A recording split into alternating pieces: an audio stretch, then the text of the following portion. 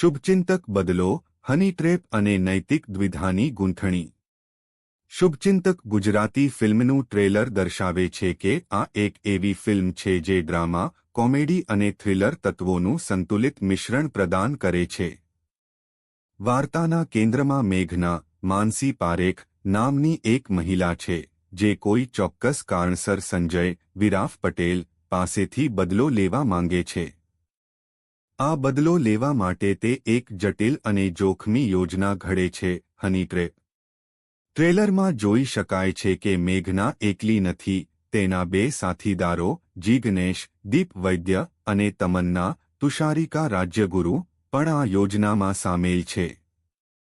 આ ત્રિપુટી સંજયને ફસાવવા માટે વિવિધ તરકીબો અજમાવે છે, જે દરમિયાન કેટલીક રમૂજી પરિસ્થિતિઓ પણ સર્જાય છે. જો કે, આ ફક્ત એક સરળ હની ટ્રેપની વાર્તા નથી.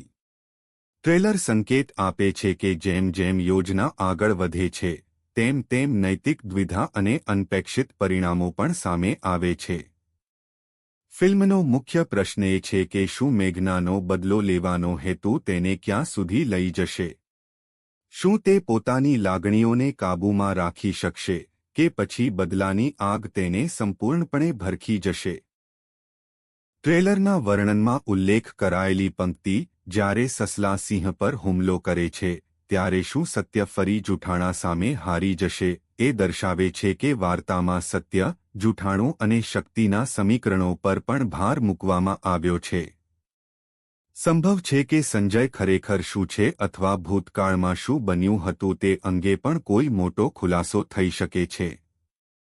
ફિલ્મના દિગ્દર્શક નિસર્ગ વૈદ્ય અને નિર્માતા પાર્થિવ ગોહિલ તથા માનસી પારેખે એક એવી વાર્તા રજૂ કરવાનો પ્રયાસ કર્યો છે જે પ્રેક્ષકોને હસાવશે, વિચારવા મજબૂર કરશે અને છેવટે સસ્પેન્સના વમળમાં ખેંચી જશે.